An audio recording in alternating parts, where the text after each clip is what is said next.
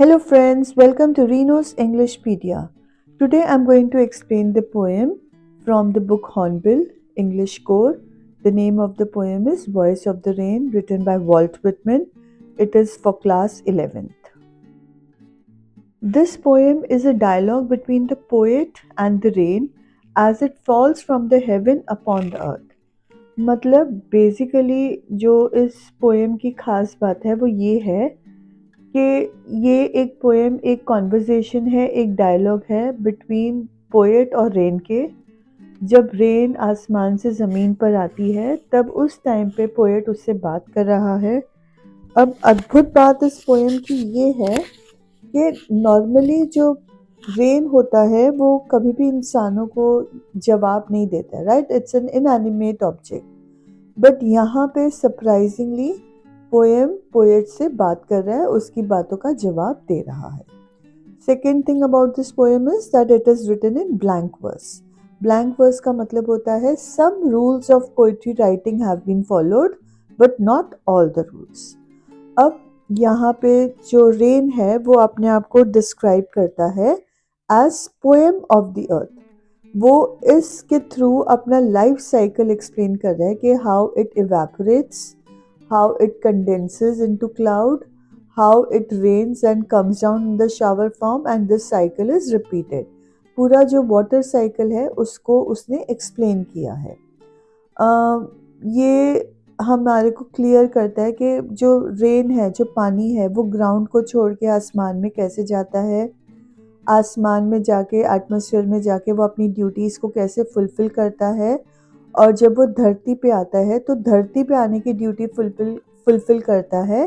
That is its duty to beautify the earth, to beautify the world around it and to spread light. So that is the basic purpose of the rain. मतलब rain का ये एक main काम है जो उसने धरती पर आकर करना है कि उसने पोल्यूशन ख़त्म करना है और धरती को बहुत सुंदर बनाना है। So let us start with the poem. The first few lines are, "And who art thou? Said I to the soft falling shower. With strange to tell, give me an answer as here translated." Okay, so in these first few lines, the poet is addressing the rain. Poet rain से बात कर रहा है और उसको बोल रहा है to give its introduction, to disclose its identity. बताओ कि तुम कौन हो, तुम्हारी इंट्रोडक्शन क्या है, तुम कहाँ से आए हो। And the poet is very surprise when the rain answers. अब इसमें सरप्राइज होने वाली क्या बात है? Very clear, very easily understood. Rain बात नहीं करता है, बट यहाँ पे क्योंकि उसने जवाब दिया तो it comes as a surprise to the poet. तो पोएट यही बात बोलता है कि रेन का हो सकता है कोई उसकी अपनी लैंग्वेज हो जो नॉर्मली किसी को समझ में नहीं आती है, बट यहाँ पे जब रेन ने पोएट से बात किया, he was able to understand what the rain said. So now we will hear to what the rain is saying. "I am the poem of earth," said the voice of the rain. "Eternal I rise, impalpable out of the land and the bottomless sea, upward to heaven, whence vaguely formed, altogether changed and yet the same." अब rain ने क्या जवाब दिया? Rain ने बोला that I am the poem of the अर्थ। मैं इस अर्थ की पोएम हूँ, इस अर्थ का स्वर हूँ, इस अर्थ की खूबसूरती हूँ। मैं क्या कहती हूँ? आई राइज कंटिन्यूसली। मैं कंटिन्यूसली धरती से राइज करती हूँ, ऊपर जाती हूँ, और सिर्फ धरती से नहीं, even from the bottomless sea. Bottomless sea मतलब जिसका कोई बॉटम नहीं है, वो इतना गहरा है कि आपको आसानी से बॉटम नहीं मिलेगा। अब मैं कैसे राइज करती हूँ? The rain rises in the form of vapours. Vapours का मतलब होता है the gaseous form of water which is not visible to the naked eye, right? Again, vapour को ना तो आप टच कर सकते हो, ना ही वो किसी को नोटिस होती है। एंड ये जो वर्ड्स हैं इम्पैल्पेबल और इटर्नल, इनका मतलब है कि कोई भी ना तो इनको छू सकता है, ना ही देख सकता है, ना ही पूरी तरह से अंडरस्टैंड कर सकता है। Some part of it will always remain beyond our reach. हम उसको कभी भी पूरी तरह से अपने पास समेट नहीं सकते, अपने पास रख नहीं सकते। अब वो कंटिन्यूअसली राइज कर रहा है, कहाँ? Towards the sea in the form of vapours. वहां पर रेन क्या करता है, वो पूरा ही डिफरेंट आउटलुक ले लेता है, पूरा ही डिफरेंट उसका कैरेक्टर बन जाता है। ऑल्दो वाटर एंड वेपर बिल्कुल सेम होता है, दोनों एक दूसरे में इजीली ट्रांसफॉर्म हो जाते हैं, चेंज हो जाते हैं। इसीलिए रेन खुद को कहता है कि जब मैं ऊपर जाता हूँ तो मैं ऑल टुगेदर चेंज्ड हूँ, मेरा जो फॉर्म है फ्रॉम वेपर टू लिक्विड वो इस आसानी से बन गया है, but yet I am the same. जो मतलब मेरा इनर क्वालिटी है वो कभी चेंज नहीं होता है, मेरा सिर्फ अपीयरेंस, मेरी लुक चेंज हो जाती है। The rain continues with the dialogues by saying, I descend to lave the dross, atomies, dust layers of the globe, and all that in them without me were seeds only, latent, unborn. And forever, by day and night, I give back life to my own origin and make pure and beautify it.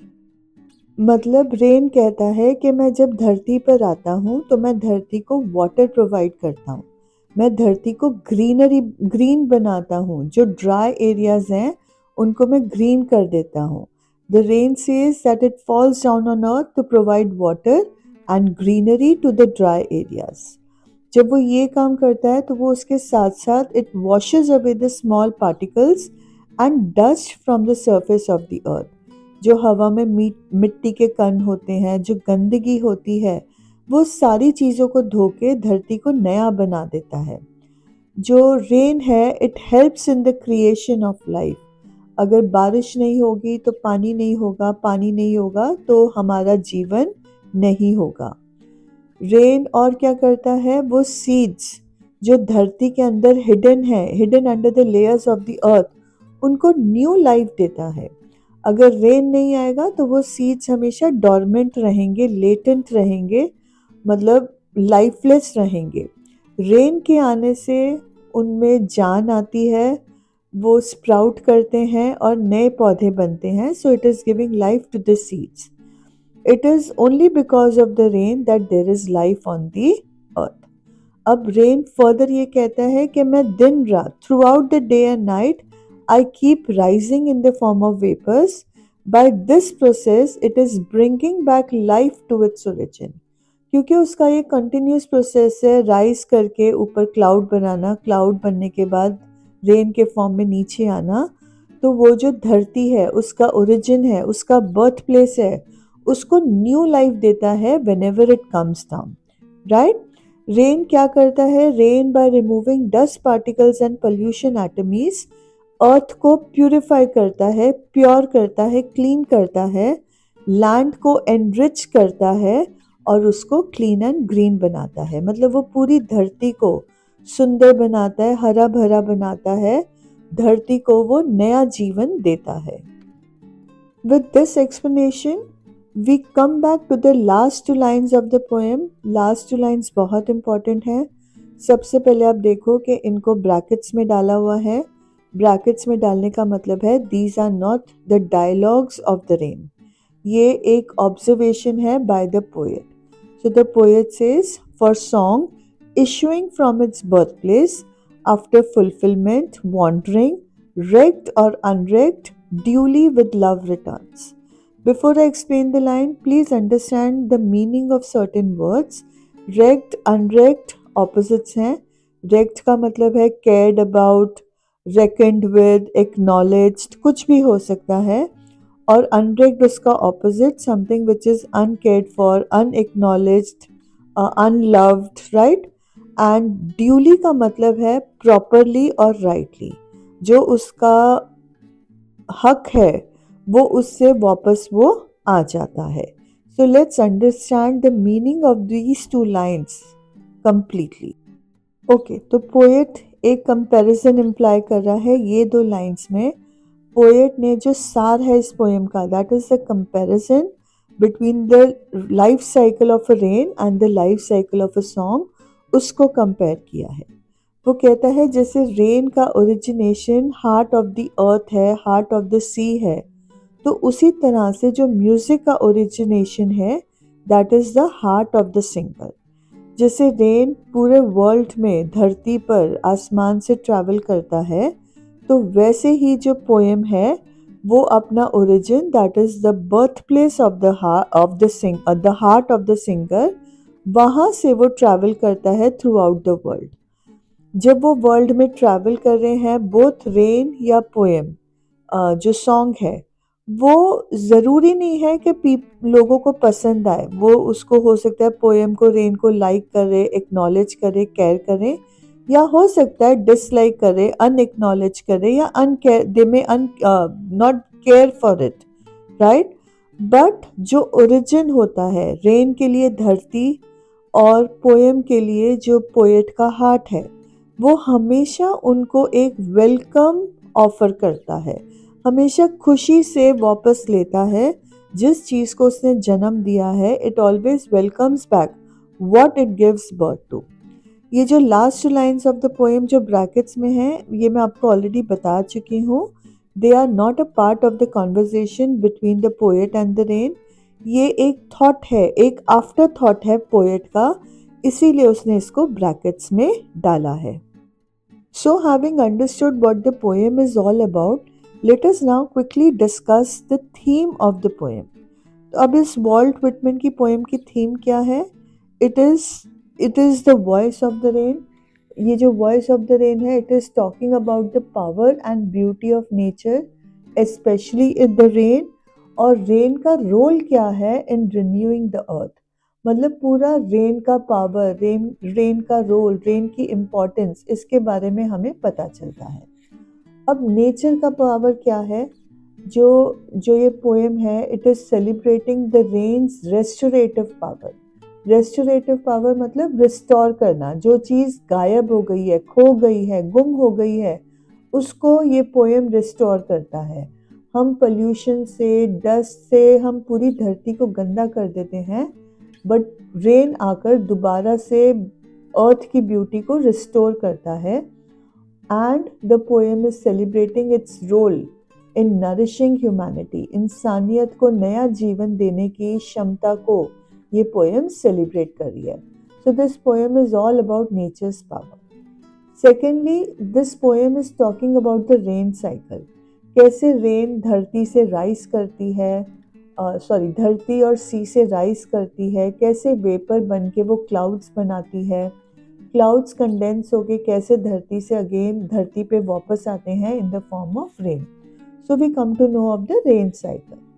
अब next thing it's talking about is the rain's connection to nature.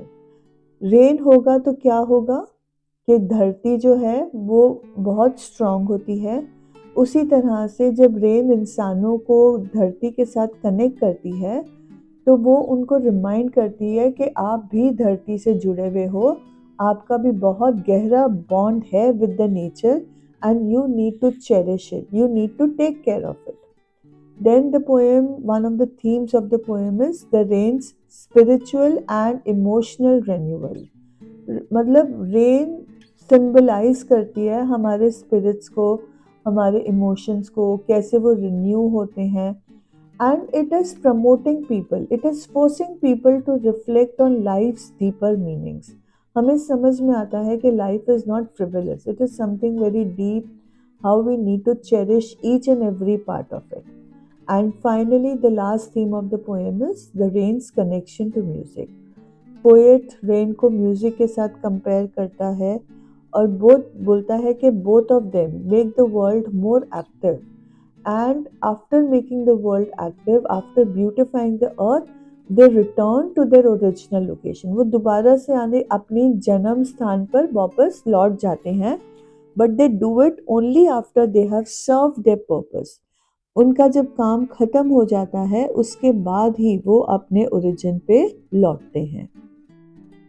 Okay, let us now quickly go through the poetic devices. Otherwise 11th standard के combined poetic devices की मैंने एक पूरी video बनाई हुई है, but फिलहाल इस poem के poetic devices को quickly we'll go through them. So the first poetic device is personification. Personification means when some inanimate object or idea has been given a human action. उसको हम humans का जो action है हम किसी inanimate object या idea में देखते हैं.